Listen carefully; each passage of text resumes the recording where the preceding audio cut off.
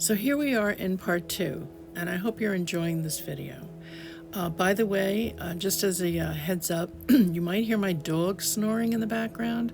Unfortunately, that's the part of my being this particular dog's owner, because she's kind of joined at the hip with me, and no matter where I go, she wants to be there too. So hopefully it won't be too loud, but that's a forewarning here. So as I go on here, and as you're watching this, just to sort of clarify, I'm not a realistic painter. I am not. I tend not to want to go in that direction too much. I like to leave some things to the imagination, to the viewer. I like more of an impressionistic look to my paintings. So I don't go into fine detail, but I will say that there are times I use a pretty tiny brush to do, let's say, the way the hair is kind of coming over the face here. And to do that on oil, so that your oil underneath isn't always mixing with the paint you're putting on top, it's good to start thinner and go to thicker. And that's what I did with this, with the fine lines here. I kind of went to a thicker version of the paint and sort of wisped them across the face. Also, just a note about reference. If you're doing a portrait for somebody and you know it has to look like the person you're painting, you know. So how you get that down, how you get that initial image down on your canvas doesn't really matter. Just understand that, I mean, there's many ways to do it, as you may already know, between projecting or, using a carbon to trace it, or even just by eye. If you're good at drawing, you can do it this by eye and measure any way you feel necessary to measure. But just remember that people end up seeing the end product. They don't always see how you got there. And what's really important is the end product. So if your portrait for someone doesn't look like them, they're not going to be happy. So the end part of this video might be a little bit redundant, but it's kind of a clarification of everything we've gone through so far. So this is the painting so far, and I want to get close in on this so I can point out a few things. Around the eye, okay, I put a small dot of lighter brown here. Now that's the reflective light from the light coming in from this side of the eyeball, which reflects on the surface. And then it goes through the eyeball, because the eyeball is just sort of a liquid sac in a way. And it just like a glass of water, it reflects on one side of the surface and then kind of highlights the other side. So here's a touch of light brown from the light that's coming through. Now also notice that the white of the eye isn't white.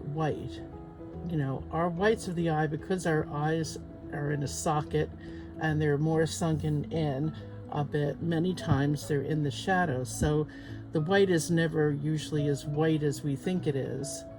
And the best way to show up a highlight like this is to make sure the white of the eye is a little bit darker. In this case, it was somewhat gray. Now over here, you hardly see it at all because it's in the shadow.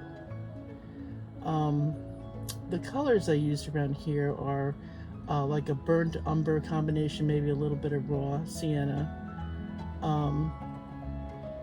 Also in the eyebrows. Now I don't do like super refined. I don't claim to be a realist, and I don't do super refined work on my paintings. I tend to leave that for people that are experts at that, and plus I like a more impressionistic kind of look to my paintings. If you notice around the lips, her lips are sort of soft around the edges. They're not clearly defined all the time. So in this case, I used some of the pink that was in here to go into the upper part of the lip. So, and then of course carried over some of that pink that she has in her lips into the nose area and that, because I don't think, if she had lipstick on that day, it might have been just a glaze or something. I don't think it was I don't actually think she had lipstick on. It's just her natural sort of color to her lips.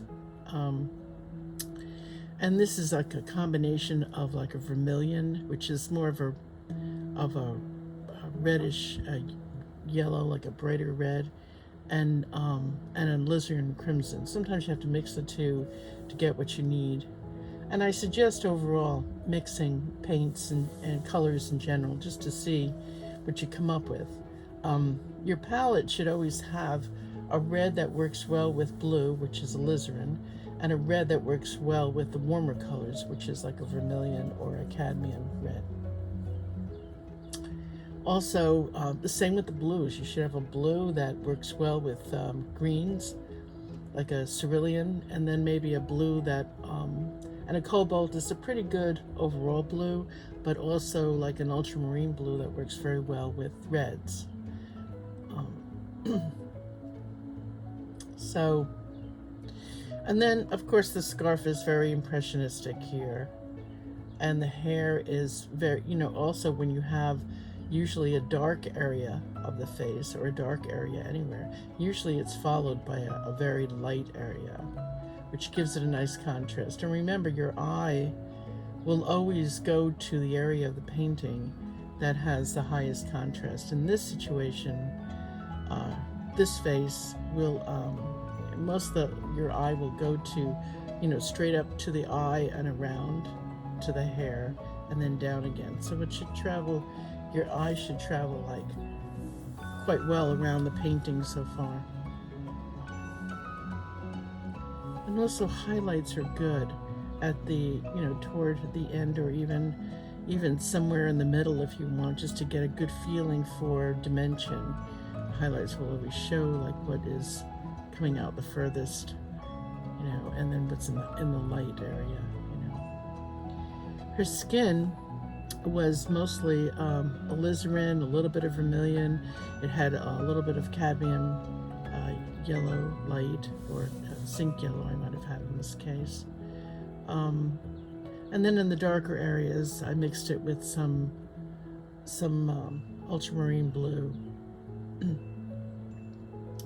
The scarf had a blue that really worked well with sort of a greenish, like a peacock kind of look. It was almost like a Windsor blue, or I could have used a cerulean.